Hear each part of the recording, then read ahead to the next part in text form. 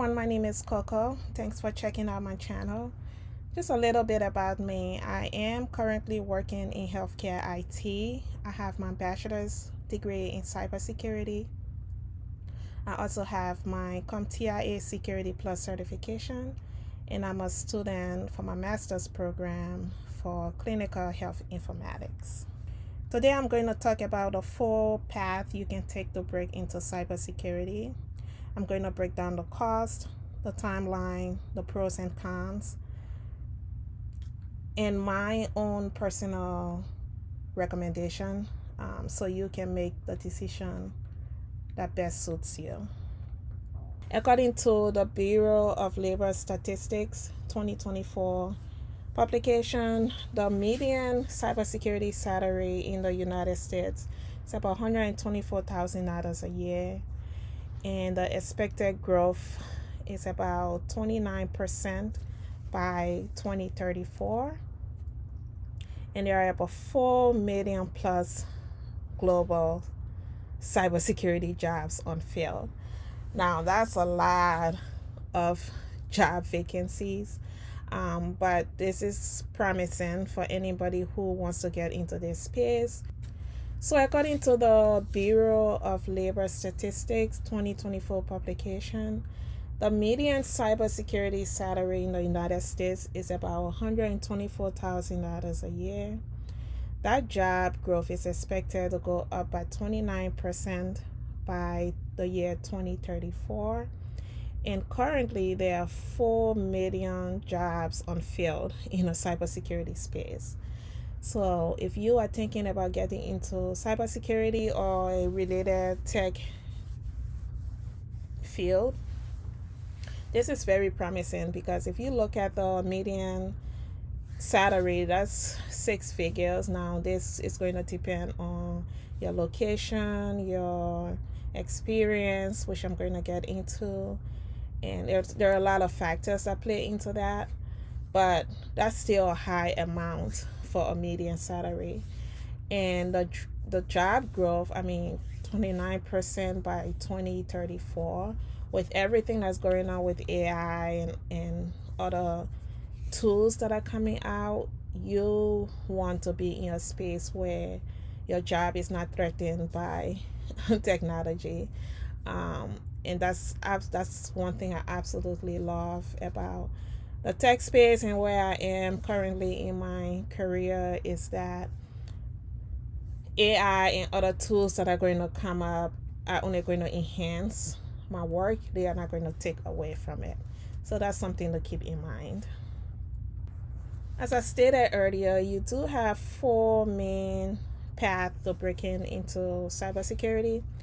The first path is a 4-year degree. This has the most time commitment and is also expensive. The second option is a community college. The third option is certifications, and you also have boot camps that are available. So for the 4-year degree plan, the average cost is about $9,500 to $60,000 plus a year for in-state tuition. That is a lot of money to get a 4-year degree, and the average starting salary is about $75,000 to $100,000. Now this depends on, again, your experience, your location. Location plays a huge role in these job offers. The pro for a 4-year college, you get recognized, your credentials get recognized by employers and the ATS system. If you don't know what that is ATS is application tracking system, and it pretty much scans your application searching for specific keywords, and if your application does not have that, it's an automatic rejection. That's why sometimes when you apply to a job, you get a response the next day that we have moved on to another candidate, and you wonder, wow, did somebody even look at my application? No, they did not. they have these built-in systems that go and scans for specific keywords that they are looking for. If your application doesn't have it, it automatically sends a rejection letter. A 4-year college also opens doors to management and leadership roles. You are eligible for financial aid and loans, and you have a broader knowledge base, not just a specific security skill. And if you are thinking about working for many government agencies, you do need a 4-year degree for most of the job postings. The con for getting a 4-year college is that it's expensive, it's time consuming. If you are trying to break into cybersecurity quickly and you are short on time, a 4-year college will not be the path for you.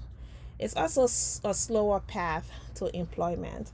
Now, you could be studying for your degree and try getting a job, but it's difficult. My take on getting a 4-year degree or not, I say get it if you can. It's going to keep the doors open for long-term positions. That's what I did. I went to a traditional 4-year college and I completed my bachelor's, and I also was able to do that while I was a single mom raising a child. It's hard, it's very difficult, it's a lot of commitments, a lot of sacrifice, but it's worth it in my opinion because that's the path that I took.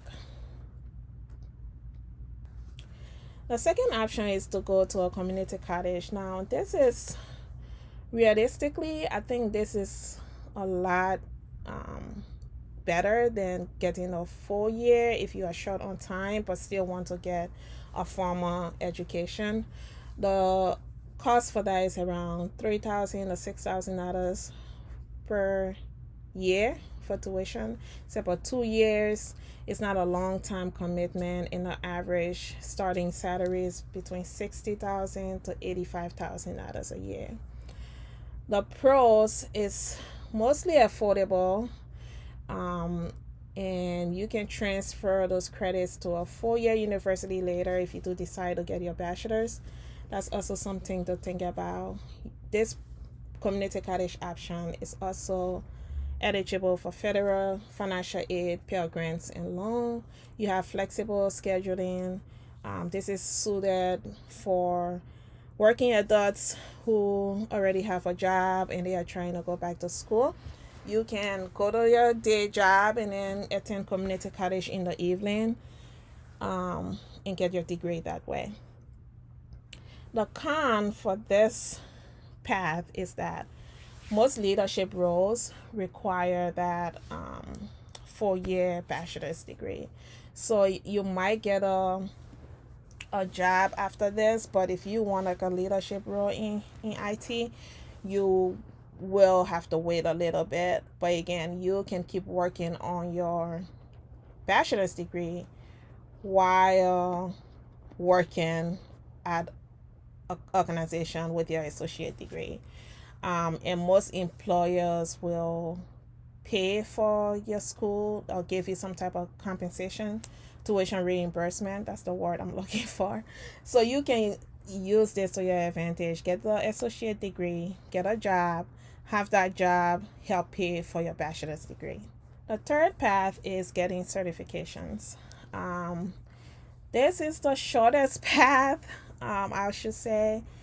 In my opinion, there are so many ads out there for get your certifications in 3 months and make $100,000 a year, like those type of things. But the certifications, the cost for the exam varies anywhere from $300 to $750 per exam. Now, this cost does not include study material that you might need, so keep that in mind. It takes about 3 to 12 months to complete this certification path, and people who already work at an organization who decide to get a certification, they see about 12 to 18% salary boost. after getting certified. But you do want to check with your employer. If you are currently working for an organization, check with them to make sure that is something that's going to be possible for you. The pros for this is fast, it's affordable. The ATS, that application tracking system that I talked about earlier, they also scan for specific keywords, for specific certification keywords. So if you have your Security Plus certifications like I do, and I have that on my resume, and the application tracking system goes and scans that, it sees that I have Security Plus listed on there, it's going to move me on to the next round. So that's something to keep in mind as well. It's flexible. This is self-paced. It fits around your life. You have to be self-motivated for this to work because nobody is coming in to teach you. You have to pick up the book, pick up the study material, and do it all on your own. So if you are not used to that, that could be a barrier for you. As I said earlier, I have my Security Plus certifications, and I only got these certifications after I graduated with my bachelor's in cybersecurity. It's a great way to get your foot into the door, to get interviews. If you want to have leadership roles, you're going to try to aim for that. Try to aim for certifications. The DoD also requires Security Plus certifications. The one that I have, the Security Plus certifications, is like, it's a well-known entry level certification to have if you want to be in tech. They also have CompTIA. It also has A Plus, Network Plus. There are so many other different certifications, but check those out. You probably won't get a leadership role if you only have a certification. Just to be honest, it's harder to get a job without a degree alongside a certification. If you already work for an organization that you can move into and get a promotion, then it's totally worth it. But if I didn't have any formal education, starting from scratch, and want to break into IT, I personally won't just go for the certification because you are going to lack so many foundational knowledge. Anybody can study for a test and pass, but you have to have the foundational knowledge to go along with that. All right, and then the final option we have boot camps. I do not like boot camps. I'm going to say that before I even get started. I think they are so intense in a short amount of time. You get so many information thrown at you again in a short period of time. And then once you do that, you go and try searching for a job. Some boot camps help you with job search. I haven't heard a good success story with people who do boot camp. A lot of these organizations out there offering boot camps are scammers. I don't know how they keep doing this, but you pay a whole lot of money, around $10,000. I've seen up to $20,000 for a boot camp, and then after that, they're supposed to help you find a job, and it's just too much for me. I would do a certification before I do a boot camp. Let me just say that. But the pros, some people say it's a fast way to get job skill ready. It takes weeks, not years, but I don't know. I just wouldn't do it. It has a structured curriculum. You make sure you research the company that you are doing your boot camp with. Again, there are a lot of scammy people out there just looking for money and preying on vulnerable adults who want to break into another career. So do your research. Make sure they're offering career support, resume help, mock interviews. I mean, all the pros that are listed on here, these are stuff that these companies use to advertise their programs. So make sure once you reach out to them, make sure they are actually providing what's being advertised. The con, the quality is just not, from what I've seen from people that have done boot camps that I've spoken with, it's just not there. It's not there. You have to do your research, guys. And most boot camps are not eligible for federal financial aid. Make sure you talk to the counselor at that boot camp, not the counselor, but whoever's running that boot camp. Make sure you talk to them, ask for some data from past students, and see where they are now. Again, research when it comes to boot camp, because this is a lot of money. It takes about 12 to 26 weeks to complete. That is a lot of money to waste if you won't be able to get a job. And this slide just shows the side-by-side comparison for each path that I explained earlier. You see the 4-year degree option is long-term. You can get financial aid if you are qualified. If you want to have a leadership role in the future, this is the path for you, honestly. We have community college. It's great also, great for starters. For leadership path, you are kind of limited in that area, but again, once you do have your associate degree and working, you can transfer those credits to get your bachelor's degree. So the third option of certifications is also quick, 3 to 12 months, but again, you are doing this alone, you are studying alone. It says fast entry, but you do need the knowledge, guys. I wouldn't recommend you just getting a certification without a foundation knowledge. 4 years seems to be a lot, but it's a lot for a reason. If you are in a situation where you are able to go the 4-year route, I suggest you do it, because in the long term, it's going to pay off.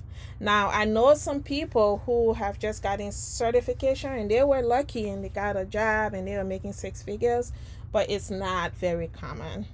And then we have the boot camp. You guys know how I feel about this already.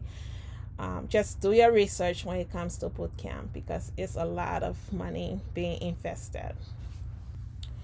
And my personal recommendation, as I said earlier, I have my bachelor's in cybersecurity. I did do the 4-year option.